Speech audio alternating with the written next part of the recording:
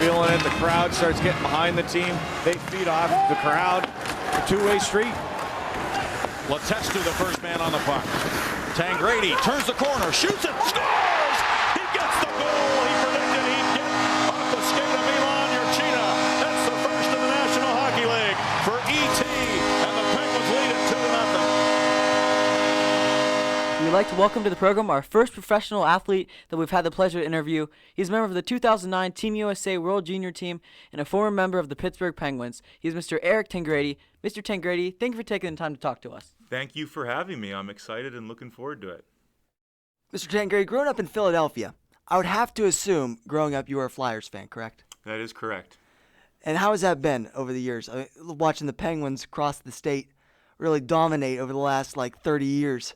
Yeah, it was interesting. My dad to this day says the hardest thing he's ever had to deal with was having having a kid grow up a Philadelphia fan and then having to put on a Penguin sweater and watch me play. So fortunately, I've been in Pittsburgh for the last 7 years. I met my wife here. I've got nothing but good things to say about the city.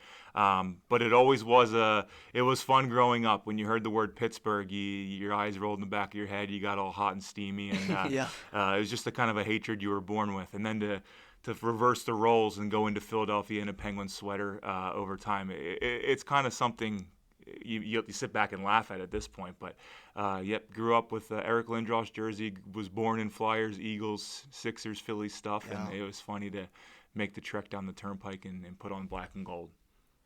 Growing up in a hockey city that Philadelphia is, how were you able to get yourself noticed when you started up playing hockey in a crowded group of players? Yeah, that's a great question.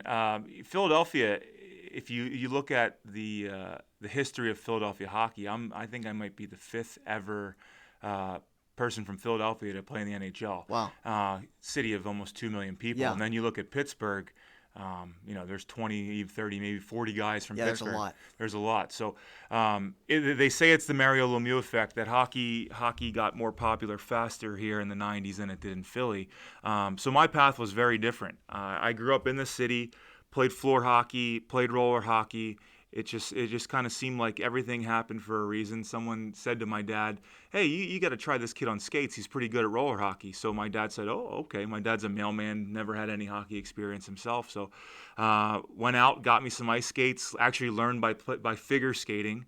That was kind of my introduction to skating, and it just seemed like every level I was at, something good happened to me. I credit a lot to God. I think I've had a lot of good in my life because of that. And used to drive 45 minutes out of the city, played for the Junior Flyers, went to prep school, moved to Canada. I mean, my path is a complete zigzag to where I am today. And it just happened to be that I met the right people at the right time, and that's kind of what got me to the next level.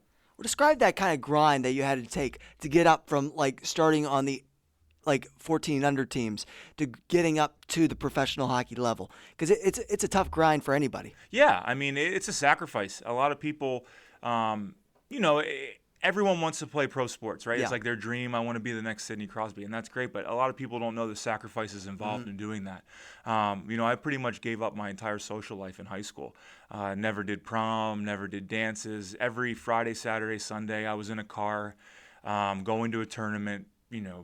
Practice Tuesdays and Thursdays, get home at 10 o'clock at night, doing off-ice training Mondays and Wednesdays. It was a huge sacrifice. A lot of people see all the glory in it, but they don't see the sweat, the tears, and the ultimate sacrifice you make. And like I said, I moved to prep school at 15 years old. I left all my friends, my childhood friends. I lived in a dorm somewhere in Kingston, Pennsylvania with 2,000 students. From there, I moved into with a family in Belleville, Ontario, 30,000 people to play in the Ontario Hockey League. Got my face punched in at 16 years old. Just a lot of callus on my body, and a lot of hitting rock bottom before I reached the top. Well, speaking of that grind to get to the league, all that hard work finally paid off in 2007 when you were drafted number 42 overall by the Anaheim Ducks. How was it hearing your name heard for the world to hear and accomplishing your lifelong goal?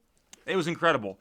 The build up to that day, everyone says they want to play in the NHL. You wake up and you really don't know how, when, or it's going to happen. So people tell you, you're going to the draft. So at 18 years old, that's cool and all, but you really don't know what that means. You don't know how big of the stage is until you're there. And I just remember going to the draft that week.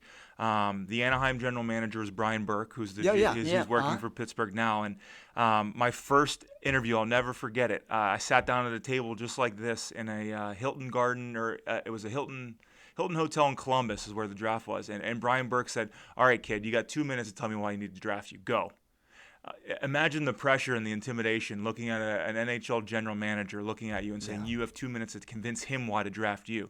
So sure enough, and in that moment, something just came on to me, and I just said, you know what? I'm 6'4". I'm raw. I know I'm going to play in the NHL one day. I might not play next season. I might not play the season after that, but I can promise you, sir, that my work ethic and where I come from, I'm going to get there. And he said, all right, good. Walked out of the meeting, and my agent said to me, how'd the meeting in Anaheim go? I said, terrible. I think I bombed it. He didn't even say anything to me. So sure enough, I was projected to go third or fourth round. I think I was ranked like 90 to 100. Second day of the draft is the second round, and 42nd overall. Anaheim's on the board. I'm just sitting there like, yeah, okay, no way these guys are going to take me. Not to mention it's already a round or two earlier than where I was supposed to go. And they said, shocked. They said the 42nd overall pick from Belleville Bulls in the Ontario Hockey League, Eric Tangradi, and we all just looked around. I feel like everybody's experience is different. Mine is different because I wasn't projected to be a first-round pick. Those guys, they have it all kind of. They have the act. Oh, I got to hug mom. I got to kiss her. Me, we all looked around in amazement. We had this giant group hug, and it was fantastic. And it was one of the best memories of my life. Have you kept a relationship with him? I mean, now that he's moved to Pittsburgh, have you gone to meet and talk with him since? It's strange when you get into the business side of the game. A lot of things change. Obviously, I'm very grateful that he drafted me, picked me. At the same time, he traded me away 2 years later. Yeah. So the love we did have obviously wasn't strong enough to keep me around. But if I ever seen him in public, I would definitely say hello and thank him for that opportunity. But at the same time, we don't really keep in touch too much anymore.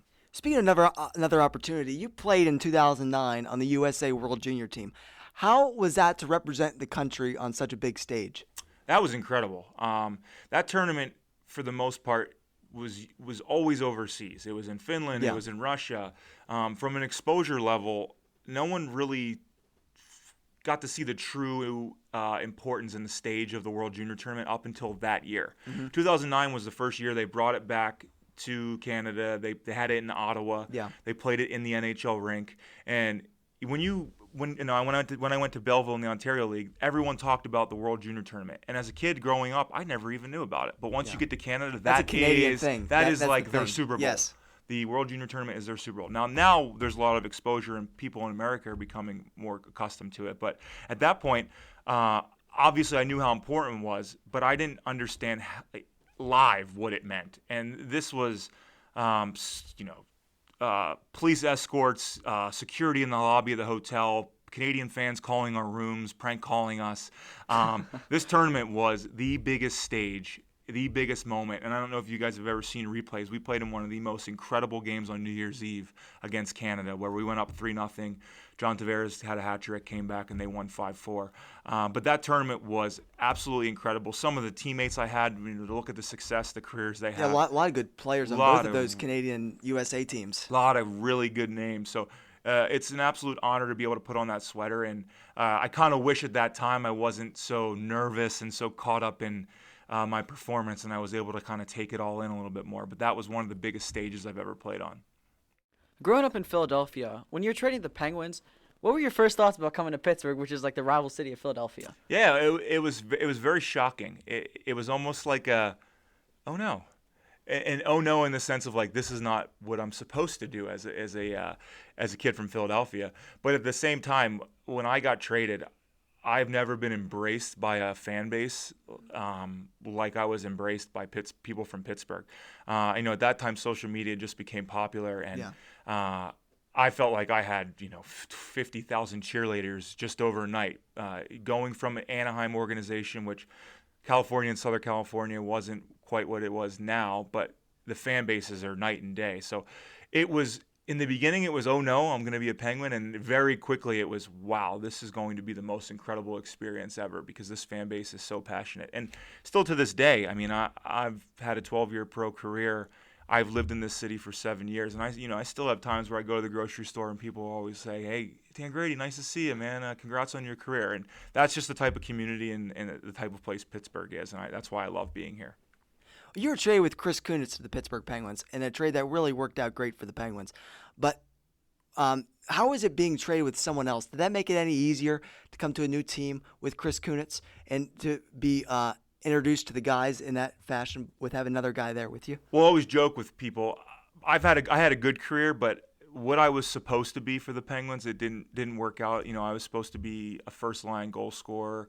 I always joke that Chris Kunitz is the best thing that happened to me because he took all the pressure off of me. In that trade, I was the big piece, the prospect, the prize prospect, and my career didn't turn out that way, and that's okay. But Kunitz came in and was an absolute monster, won 3 Stanley Cups, literally turned that team around that year. So whatever pressure there was on me in that trade, I'm sure you guys are Spitting Chicklets fans. Poor Ryan Whitney takes he takes a lot of hard time because of that trade. But Chris Kunitz took a lot of pressure off of me because he came in and was an absolute stud for the Penguins. Do you remember that call that you got that you were traded? Like, how did that feel to know that like you were going all the way across the country? Like that feeling? Yeah, it's different because in the beginning your emotions are you're upset that one team didn't want you. But at the same time, on the phone, you have an organization who's ecstatic to have you and excited to have you. For me, I was still playing junior hockey as a prospect. So I'll never forget, I don't know if you guys have seen NHL Trade Deadline Day, but yes. It is absolute chaos. The announcers are getting trades through their cell phones. There's no time for people to even react to the trade. So I found out I was traded by watching television with my teammates. Oh, my goodness. So they announced on the TV while we were getting ready for practice in juniors, looks like Ryan Whitney's been traded to Anaheim for Chris Kunitz in a prospect. So we're all sitting there like, oh, I wonder who the prospect is. And on TV they go, actually, the prospect is Eric Tangradi. And all my teammates stood up and were like, whoa, started giving me all kinds of crap. So it was a really unique experience. And I have so many absolutely crazy stories about my career with trades and stuff that you just wouldn't even believe. But that's kind of the nature of the business and the direction it goes from just being a fun-loving game to, people's lives are affected. Yeah. Being in the AHL first and after being traded to the Penguins, how were you able to keep working, keep persevering, be able to make it to the NHL level?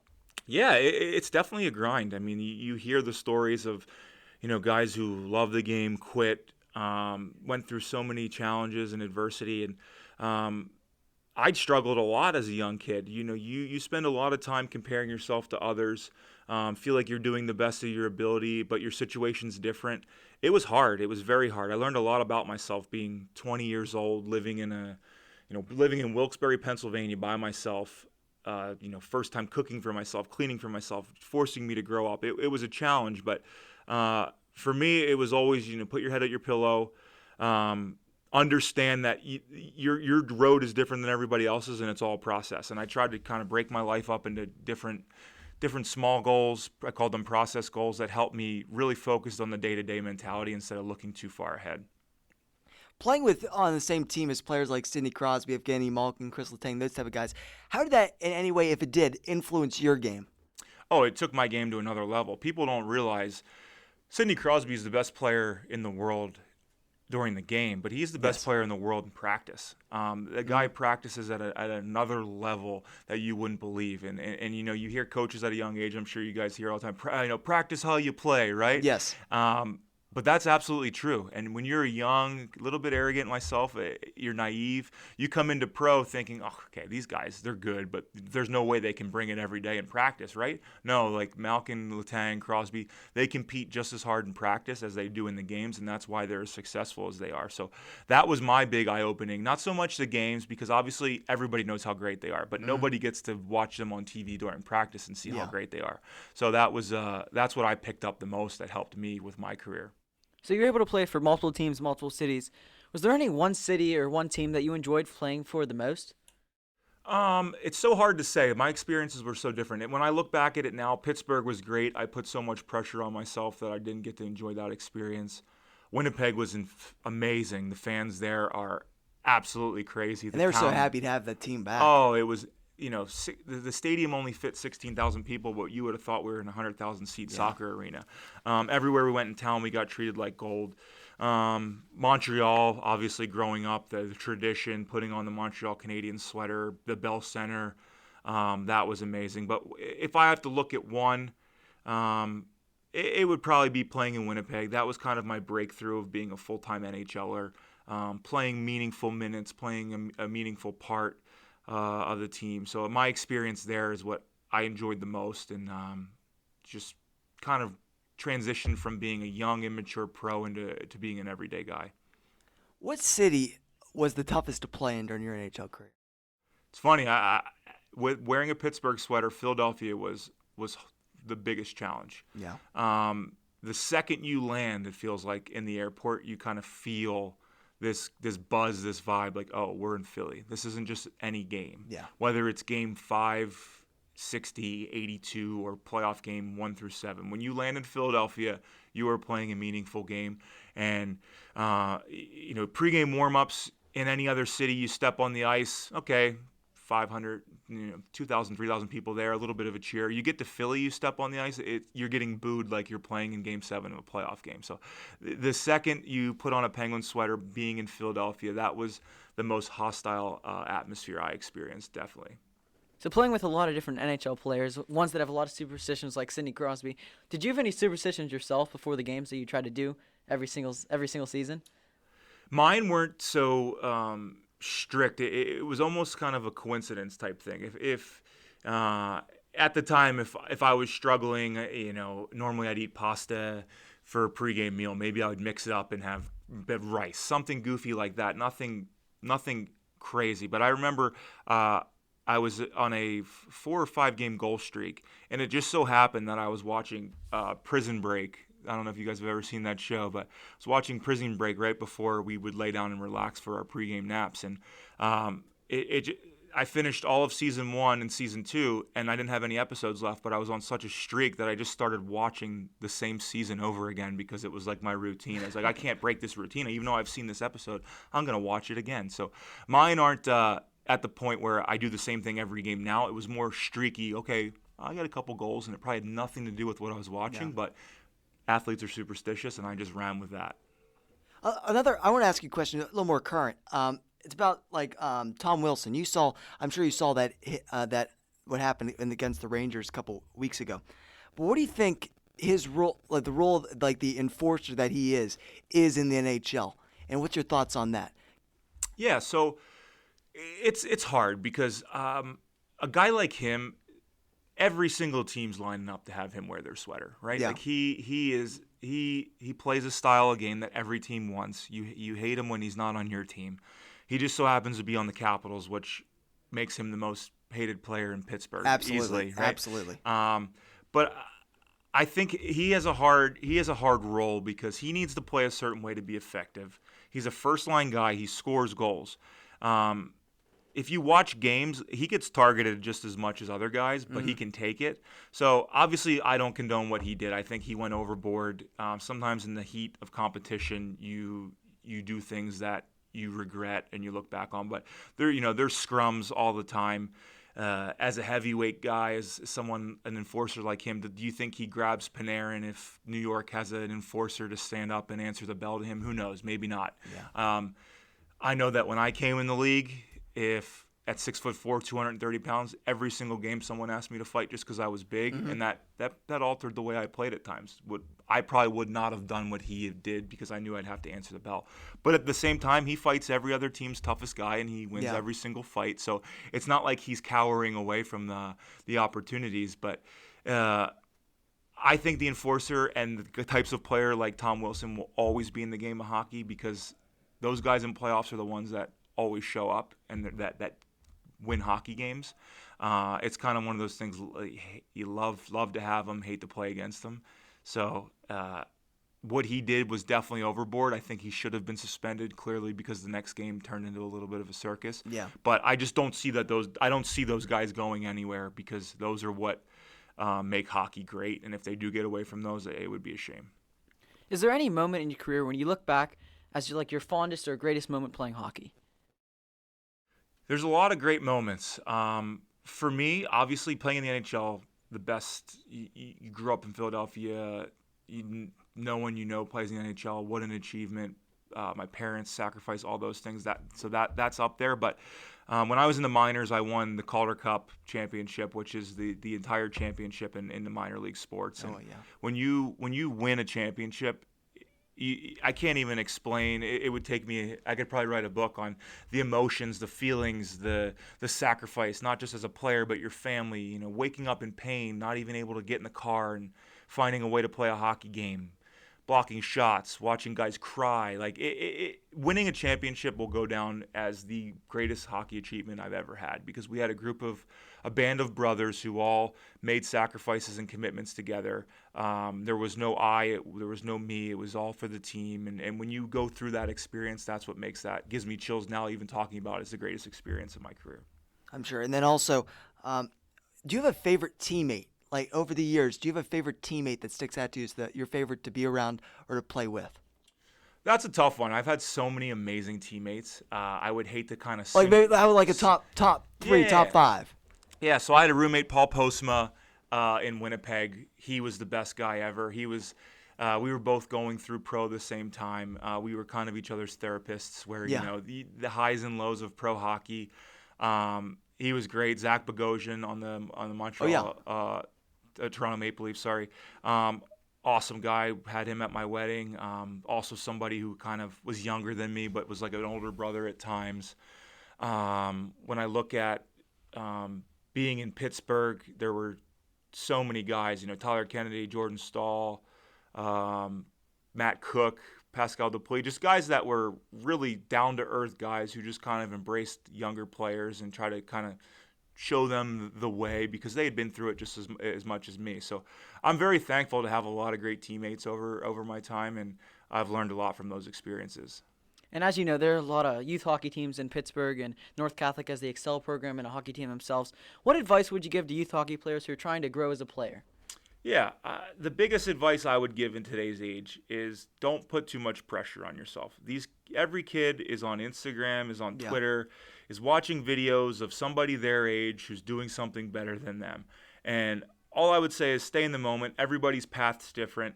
I've seen guys who have played Division III hockey, start in the minors, play 5-10 years in the minors just to get their first chance in the NHL. I've seen guys who are the best player on their team get drafted in the first round and end up out of the league in a year.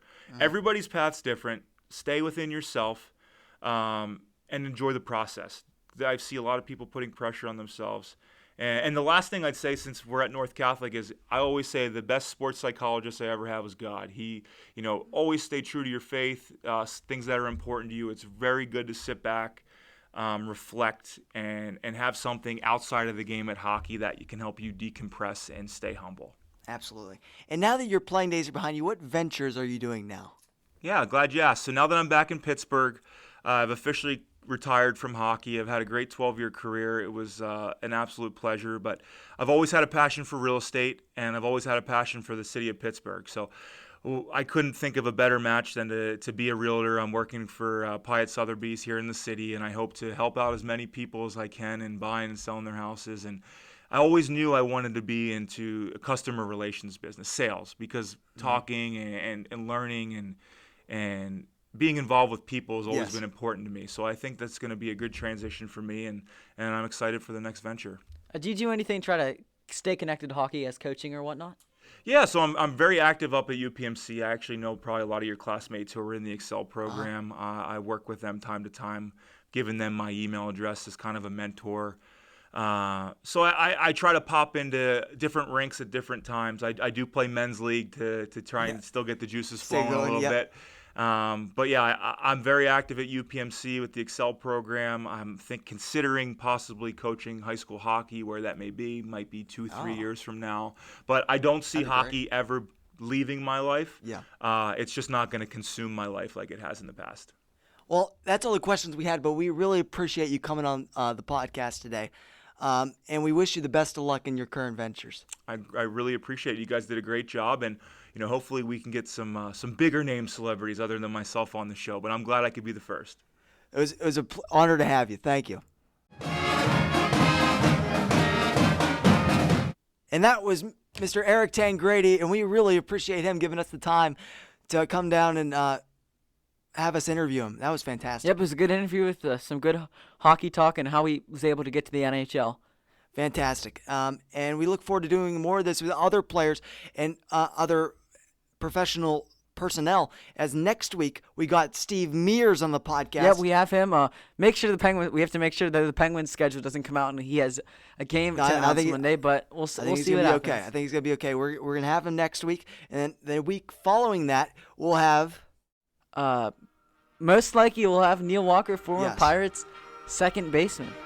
So we got the Pittsburgh kid. We got some stars lined up, as we're very blessed to have this lineup that we have coming up here, and we're looking forward to it. And we are looking forward to having you along for the ride with us as this concludes another episode of the North Catholic Athletics Podcast.